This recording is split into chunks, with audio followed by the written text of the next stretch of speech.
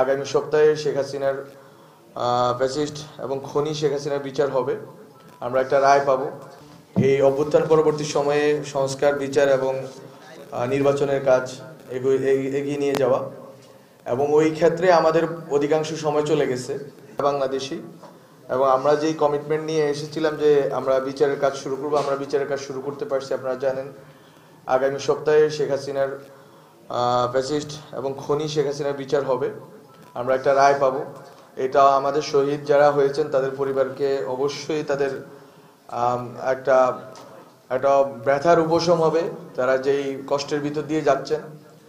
এর সাথে সাথে আরও অনেকেরই ট্রাইব্যুনালে বিচার কাজ চলতেছে, ট্রাইব্যুনাল অ্যাক্টিভ আছে, এবং ট্রাইব্যুনালে আশা করি যে যারাই যেখানে যেখানে আমাদের ছাত্র জনতাকে হত্যা এবং খুনের সাথে জড়িত ছিলেন, গুমের সাথে যারা জড়িত ছিলেন, এর আগে এক্সট্রা জুডিশিয়াল কিলিংয়ের সাথে জড়িত ছিলেন, সবারই বিচার হবে।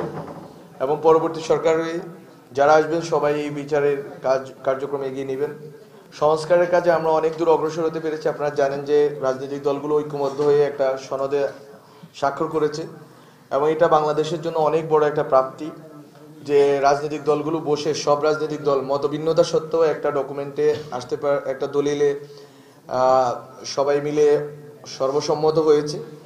এবং এর ভিতর দিয়ে আসলে বাংলাদেশ একটা নতুন পর্বে রওনা হইলো। আমরা যেটা পলিটিক্যালি করতে পারলাম 5 আগস্টে, যে শেখ হাসিনাকে উৎখাত করে এবং নতুন সরকার নিয়ে আসা, এখন যেটা হচ্ছে জুলাই সনদ এবং এই সংস্কার কার্যক্রমগুলোর ভিত্তিতে মাধ্যমে, এবং পরবর্তী যে নির্বাচিত সরকার আসবেন তারা যদি কাজগুলো করতে পারেন, তাহলে যেটা হবে যে আসলে যে নতুন বাংলাদেশ আমরা চেয়েছিলাম সেরকম একটা বাংলাদেশ হবে, যেখানে আসলে সবার ক্ষমতার ভারসাম্য থাকবে এবং বিচার আইনের শাসন থাকবে, সুবিচার থাকবে, গুম খুন আর ফেরত আসবে না।